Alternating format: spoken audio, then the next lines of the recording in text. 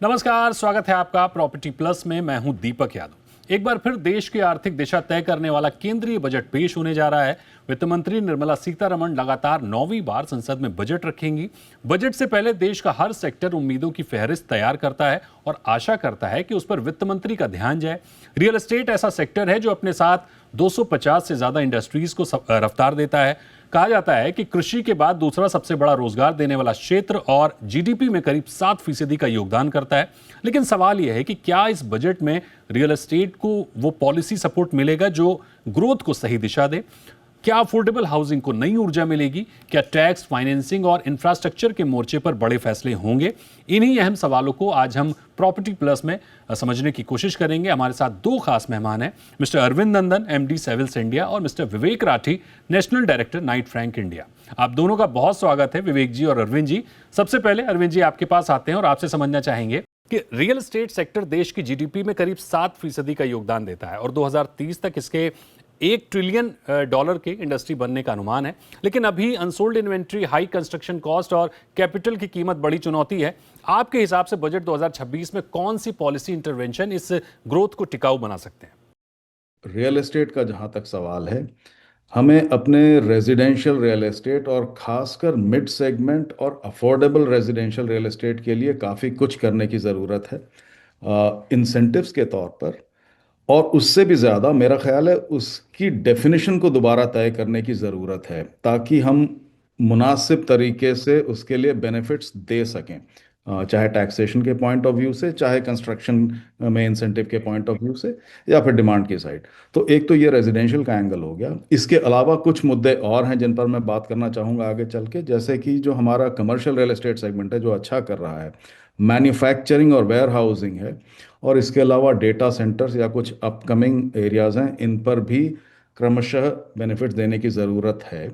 एक चीज़ जो मैं कहना चाहूँगा इससे पहले कि दोबारा आपके पास वापस जाऊँ, कि ये ज़रूरी है कि हमारा जो एंड यूज़र है, जो इनकम टैक्स पेयर है, उसकी थोड़ी सी बेनिफिट्स और बढ़ाई जाएं। और इस पॉइंट ऑफ व्यू से मेरी समझ से अगर हम एक बेसिक काम ये करें कि नई टैक्स रिजीम में स्टैंडर्ड डिडक्शन को 75,000 कर दिया था, पर अगर उसे किसी तरह से और बढ़ाया जाए, अगर उसे हम मान लीजिए कि परसेंटेज कर दें सैलरी का, एक कैप और एक सीलिंग लगा के, तो उससे बहुत फ़ायदा हो सकता है। तो तमाम बातें हैं दीपक जी इस तरह की जो मेरे मन में है इस समय।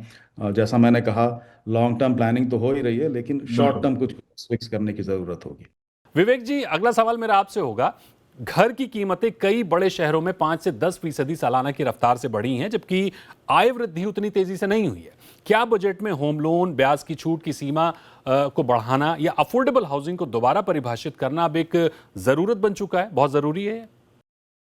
ये जो तेजी है अब ये बहुत नैरो होती जा रही है और हाई वैल्यू होम्स की तरफ ही खाली डायरेक्ट कर रही है। जो लोअर और मिड सेगमेंट के घर हैं वो ज्यादा अच्छा नहीं कर पा रहे हैं। इनफैक्ट उनकी जो शेयर है वो साल दर साल गिर रही है। 2018 में हम करीब 54-55% की बात करते थे 50 लाख से कम वैल्यू के घरों की, और आज वो घटकर करीब 20% के आसपास रह गई है।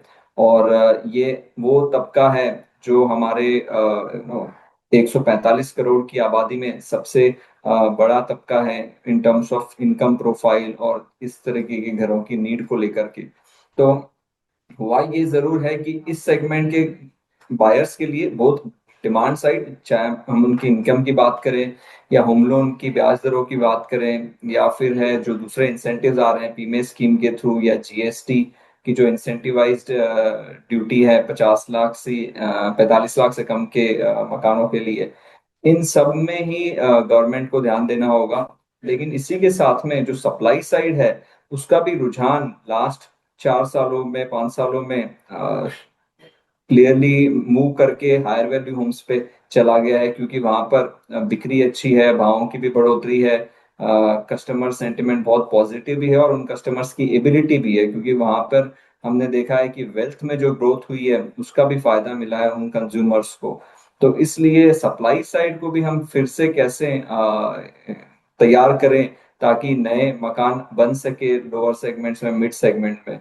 तो ये तो डायरेक्ट हाउसिंग की बात हो गई। उसके अलावा और कई इनडायरेक्ट तरीके हो सकते हैं जिससे जैसे इंफ्रास्ट्रक्चर या और कुछ हुई और भी चीजें हैं जिनके द्वारा हम हाउसिंग की जो एनवायरनमेंट है लोअर एंड मिड सेगमेंट की उसको और इम्प्रूव कर सकें बजट के द्वारा।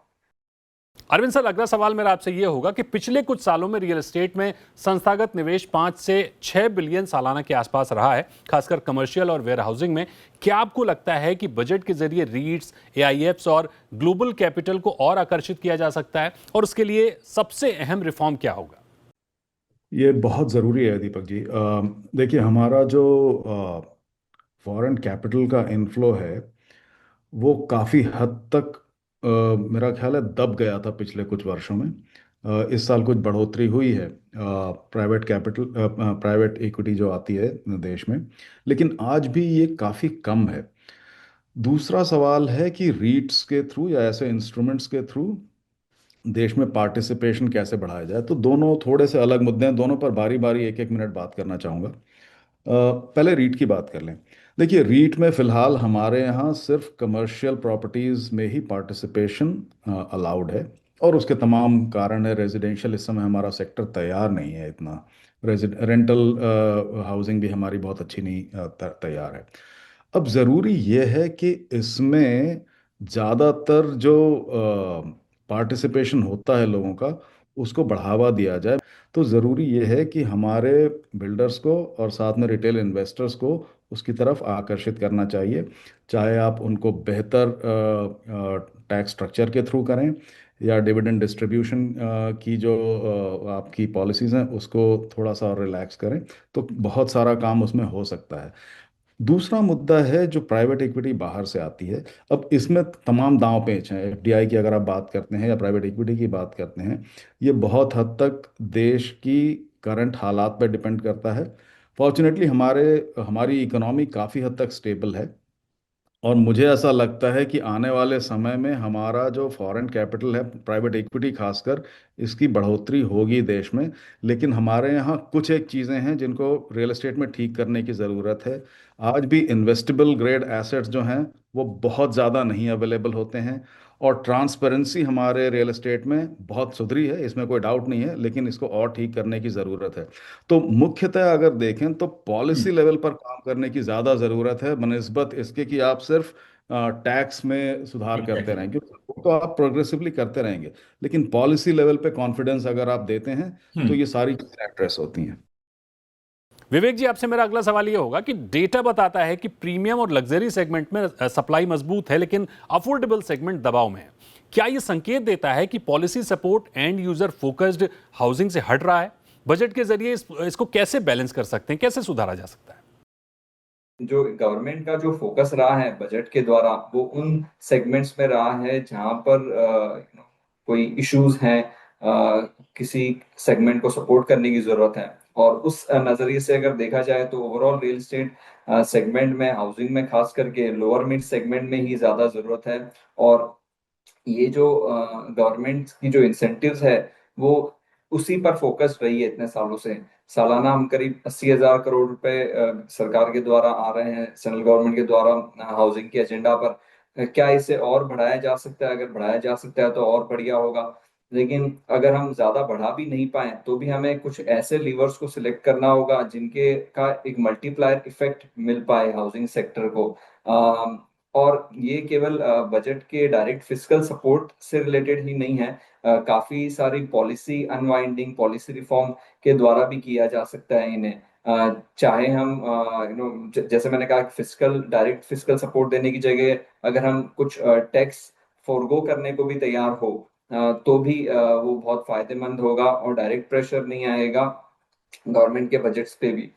इसलिए जो प्राइवेट सेक्टर का रुझान फिर से कैसे आए, चाहे वो पुराने तरीके से जो टैक्स ब्रेक थी उनके लिए उसके द्वारा आए, या फिर लैंड की प्रोविजनिंग को लेकर के आए, या फिर बहुत अच्छा mass rapid transit network develop हो जिससे लैंड की सप्लाई बढ़ जाए। और वाकई में एक जो लैंड की सबसे बड़ी प्रॉब्लम रही है अफोर्डेबल हाउसिंग के चैलेंज को सॉल्व करने के लिए, वो सॉल्व हो पाए। तो इन पहलुओं पर गवर्नमेंट को काम करना चाहिए। अरविंद सर, अगला सवाल मेरा आपसे ये होगा कि रेरा के बाद ट्रांसपेरेंसी जरूर बढ़ी है, लेकिन अलग अलग राज्यों में नियमों की असमानता आज भी चिंता का विषय है। क्या अब समय आ गया है कि रियल एस्टेट को इंडस्ट्री स्टेटस और एक यूनिफॉर्म रेगुलेटरी फ्रेमवर्क मिले, और बजट इसमें कैसे भूमिका निभा सकता है? जी, ये तो सबसे पुरानी दुखती रह गया मेरा ख्याल है इस इंडस्ट्री की, कि इंडस्ट्री स्टेटस मिल जाए या इंफ्रास्ट्रक्चर स्टेटस मिल जाए। बिल्कुल सही कहा आपने। तो हम तो शायद पिछले 15 या 20 साल से इसकी आस लगाए बैठे हैं। मुझे पहले के बजट्स को देखकर ऐसा फिलहाल लगता नहीं कि इस पर विचार हो रहा होगा, लेकिन ये बहुत ज़रूरी है। और एक बात जो हम हमेशा कहते हैं, आज दोबारा कहना चाहूँगा, चाहे जिस माध्यम से आप इंफ्रास्ट्रक्चर ना दें, स्टेटस ना दें, कोई भी तरीका अपनाएं, लेकिन जो लेंडिंग होती है इस सेक्टर को, उसको प्रेफरेंशियल बेसिस मिले, किसी भी आधार से मिले, किसी भी प्लेटफॉर्म से मिले, तो बहुत हद तक इस सेक्टर में कुछ ट्रांसपेरेंसी आ सकती है। और दूसरी बात यह है कि देखिए, हमने एक मुद्दा अभी टच नहीं किया है, मैं उस पर बात करना चाहता हूँ। जैसे हमने जीएसटी में पिछले 5-6 महीना पहले जो तुरंत कुछ चेंजेस किए थे, जिसे हम जीएसटी 2.0 के नाम से कह रहे हैं, उसने अभी तक पूरी तरह अपना असर दिखाया नहीं है। लेकिन ऐसी पूरी पूरी आशा है कि जो ज़्यादातर मटेरियल्स पे 28% जीएसटी लगती थी, वो 18% में आ गए। तो उसका नेट इम्पैक्ट जो पड़ा है रियल एस्टेट के कंस्ट्रक्शन कॉस्ट पे, वो शायद आगे दिखाई पड़ना शुरू होगा। वो हो सकता है इस साल 2026 में और आगे दिखाई पड़ना शुरू हो। कम से कम 6-7-8% की उसकी इम्पैक्ट हो सकती है। तो अगर उसी लाइन पर आप आगे काम करें और साथ में इंफ्रास्ट्रक्चर स्टेटस अगर दे सकें या इंडस्ट्री स्टेटस दे सकें, या न भी दे सकें, तो इसको प्रेफरेंशियल लेंडिंग के ब्रैकेट में किसी तरीके से लाएं, मुख्यतया जो बड़े इंस्टीट्यूशंस हैं, बैंक्स हैं, उनके लिए, तो शायद काफ़ी उद्धार दीपक जी हो सकता है, मैं समझता हूँ इस सेक्टर के लिए। बिल्कुल, रेरा से ही जुड़ा सवाल आपसे लेंगे विवेक जी। रेरा के बावजूद project delay, diversion of funds और लिटिगेशन जैसी समस्याएं बनी हुई हैं। क्या आप बजट में एस्क्रो नियम को और सख्त, डिस्प्यूट रेजोल्यूशन फास्ट ट्रैक और डिजिटल ट्रैकिंग सिस्टम जैसे कदम उठाने की जरूरत है, ताकि होमबायर का भरोसा और मजबूत हो? देखिए, इसमें मैं तो ये मानता हूँ कि रेरा के आने के बाद ट्रस्ट का जो लेवल है वो इम्प्रूव ज़रूर हुआ है। ठीक है, अभी भी हमें उम्मीदें हैं और इसे और आगे तक जाने की ज़रूरत है। लेकिन ये यूनिफ़ॉर्म लेवल पर इसलिए नहीं जाता है क्योंकि ये स्टेट सब्जेक्ट है, ये हम सब जानते हैं। और इसी के साथ में बजट में इसका कितना रोल होगा इन इंटरवेंशंस का, वो मेरे हिसाब से बहुत ही लिमिटेड या नहीं होता है रोल।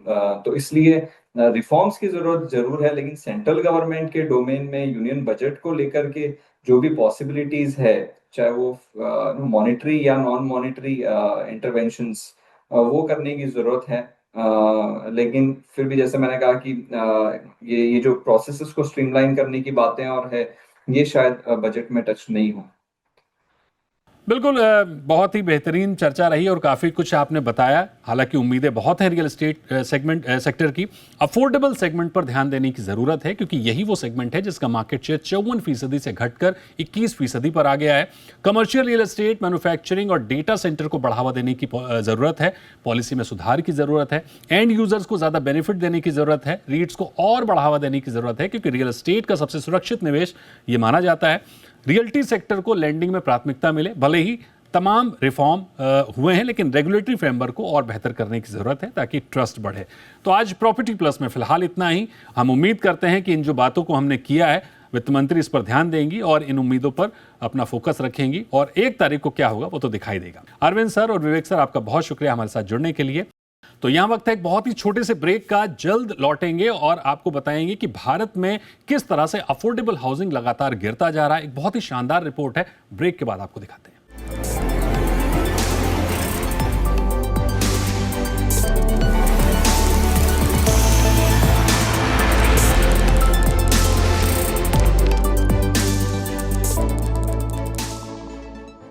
Welcome back. आप देख रहे हैं प्रॉपर्टी प्लस, और अब आपको रियल्टी मार्केट का एक ऐसा सच दिखाने जा रहे हैं जो घरों की बिक्री के शोर में कहीं दब सा गया। भारत अपने हाउसिंग इतिहास में एक हैरान करने वाले मोड़ पर है, जहां हेडलाइंस में लग्जरी घरों की रिकॉर्ड बिक्री और रियल एस्टेट की बढ़ती कीमतों की बात तो हो रही है, लेकिन दूसरी तरफ एक बड़ा संकट गहरा रहा है। और यह संकट ऐसा है कि करोड़ों लोगों के लिए अपने घर के सपने पर पानी फेर सकता है। दरअसल हो ये रहा है कि एक और समृद्ध लोग अपने स्टेटस सिंबल के लिए लग्जरी घरों की मल्टीपल खरीदारी कर रहे हैं, लेकिन दूसरी ओर एक वर्ग जिसको वाकई पक्के घर की जरूरत है, उसके बजट से घर बाहर निकलता जा रहा है। मैं ये क्यों कह रहा हूं, विस्तार से बताता हूं और गौर से देखिए। एनारॉक रिसर्च के अनुसार ये जो रिपोर्ट है, इसको मैं आपको विस्तार से दिखाने की कोशिश करूंगा। सबसे पहले बात लग्जरी वर्सेस सस्ते घरों की, तो 2025 में भारत में घरों की कुल बिक्री वैल्यू 6 लाख करोड़ की रही है। 2024 से कुल बिक्री वैल्यू 6% अधिक रही है। और अगर हम इसको विस्तार से देखें तो 2024 में लग्जरी घरों की बिक्री में 170% का इजाफा हुआ और इस दौरान घरों की संख्या के हिसाब से बिक्री 14% घटी है। यानी घरों की संख्या घटी है, वैल्यू बढ़ी है। बिके घरों की संख्या घटी, लेकिन वैल्यू लगातार बढ़ती हुई देखने को मिली है। रियल एस्टेट ग्रोथ का लाभ केवल अमीर वर्ग तक पहुंचा है, यानी जो समृद्ध लोग हैं उन तक पहुंचा है। मुख्य खरीदार कौन रहे? एचएनआईज, एनआरआईज और अमीर निवेशक रहे हैं। ये बात रही रियल एस्टेट की जो 2025 में देखने को मिला। अब अफोर्डेबल हाउसिंग का पतन क्यों हो रहा है, ये भी समझने की बहुत ज्यादा जरूरत है।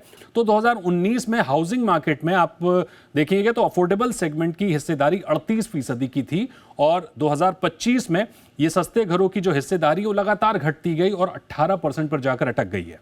2018 में टॉप 7 शहरों में 50 लाख से कम के 52% घर हुआ करते थे और 2025 में 50 लाख से कम के घरों का जो आंकड़ा है वो गिरकर 17% आ गया है। आप देख सकते हैं कि लगातार गिरावट जारी है। डिमांड भरपूर है, लेकिन सप्लाई में लगातार गिरावट है। वर्तमान में शहरी भारत में 94 लाख घरों की कमी है, अभी सस्ते घरों की। 2030 तक 3 करोड़ घरों की कमी की संभावना है। अब आप सोच सकते हैं कि अभी भी कमी है और आगे कितनी बड़ी कमी होने वाली है। अगले पॉइंट पर आते हैं। 2020 में कुल ईएमआई टू इनकम जो रेशियो है वो 43% था 2020 में और 2025 में ये ईएमआई टू इनकम रेशियो 60% हो गया, यानी अस्थिर हो गया है। इसको इजीली अगर आप समझें तो आपकी ईएमआई में कितना हिस्सा, आपकी पूरी सैलरी में कितना हिस्सा ईएमआई को जाता है, उसको ईएमआई टू इनकम रेशियो बोलते हैं। मिडिल इनकम परिवारों के लिए 28% से 40% ईएमआई टू इनकम रेशियो है। और बेंगलुरु में अगर हम देखें, आईटी सिटी है, उसका जिक्र कर लेते हैं, तो 1 करोड़ से कम कीमत का घर खरीदने वालों में 42% ऐसे लोग हैं जो असमर्थ हैं, नहीं खरीद सकते। डिमांड के बावजूद कीमतें आम खरीदार की पहुंच में नहीं है।